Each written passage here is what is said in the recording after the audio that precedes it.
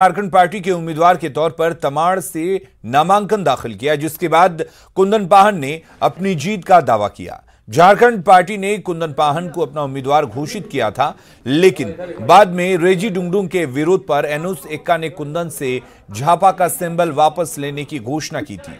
बावजूद कुंदन पाहन ने झापा से ही नामांकन दाखिल किया। जीतेंगे कुंदन जी, जीतेंगे हम। क्या उम्मीद है, कैसे जीतेंगे आप? वो जनता फैसला करेगी। कुंदन जी, आप क्यों राजनीति में क्यों आना चाहते हैं? इसीलिए कि आज जनता का जो गरीबी है, जनता जो भूखमरी से जो तड़प रही है, उनको दूर करने पहले विचार क्यों नहीं आया आपको?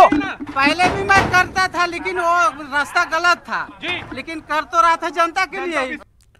तेज तर्रार आईपीएस पुलिस अधिकारी की नौकरी छोड़कर सियासी पारी खेलने उतरे रेजी डुंगडुंग उस समय अजीबोगरीब धर्म संकट में फंस गए, जब उनकी पार्टी झारखंड पार्टी के हार्डकोर पूर्व नक्सली कुंदन पाहन को तमाड़ से टिकट दे दिया और रेजी डुंगडुंग को सिमडेगा के मैदान से उतार दिया।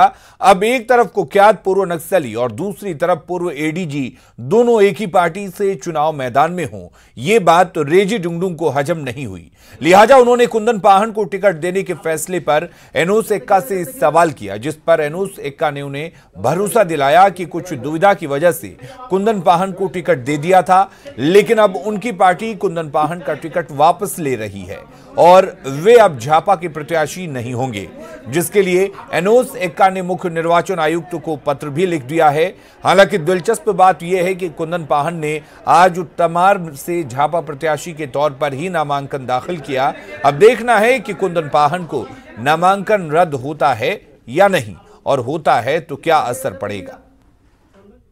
कहा कि कुछ कंफ्यूजन पे हुआ है, उन्होंने यह आश्वासन दिया है कि वो उनको दिए गए उम्मीदवारी को रद्द कर रहे हैं, और अभी उन्होंने हमें यह सूचना भी दिया है कि उनकी उम्मीदवारी रद्द करने हेतु उन्होंने मुख्य निर्वाची पदाधिकारी एवं निर्वाची पदाधिकारी को भी लिखित में दिया है।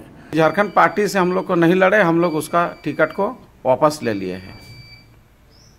एक तरफ पुलिस अधिकारी को पहले दिया गया, फिर ऐसा विचार कैसे आया झारखंड पार्टी में कि नहीं, ऐसा कुछ हो गया, मैंने कुछ हम लोगों के बीच में कंफ्यूजन था जिसके कारण ऐसा हो गया, लेकिन अब बात क्लियर साफ हो गया, हम लोग उसका टिकट झारखंड पार्टी से वापस ले लिए। हम लोग तमाड़ से बीजेपी उम्मीदवार रीता देवी मुंडा ने भी नामांकन दाखिल किया। इस मौके पर उन्होंने अपनी जीत का दावा किया।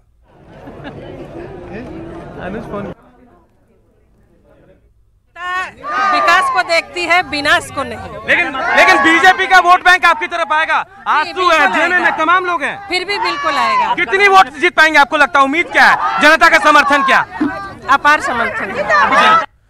सिमडेगा और कोलेबिरा के बीजेपी प्रत्याशियों ने नामांकन दाखिल किया। इस दौरान सिमडेगा की मौजूदा विधायक विमला प्रधान भी मौजूद रहीं। इससे पहले बीजेपी प्रत्याशी ने गाजे बाजे के साथ जुलूस निकाला। मैं जनता से यही आग्रह करूंगा कि एक बार मौका दें और हम विकास की कार्य को, गति को, जो हमारे वर्तमान विधायक द्वारा ये किए गए थे, उसे मैं आगे बढ़ाने का प्रयत्न। गुमला के सिसई से बीजेपी प्रत्याशी दिनेश उरांव ने नामांकन दाखिल किया। पूरे गाजेबाजी के साथ वे नामांकन करने पहुंचे थे। जीत का दावा करते हुए दिनेश उरांव ने पेयजल और शिक्षा व्यवस्था को लेकर काम करने की बात कही। हमारा जो कनेक्टिविटी, विशेष रूप से पथ के क्षेत्र में, पुल पुलिया के क्षेत्र में निश्चित रूप से काम हुआ।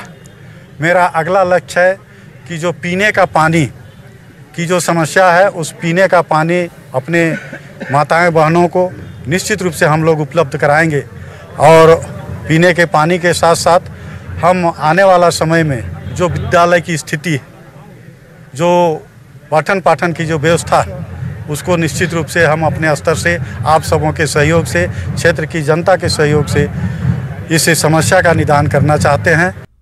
बेरमो से कांग्रेस प्रत्याशी राजेंद्र प्रसाद सिंह ने तेनुघाट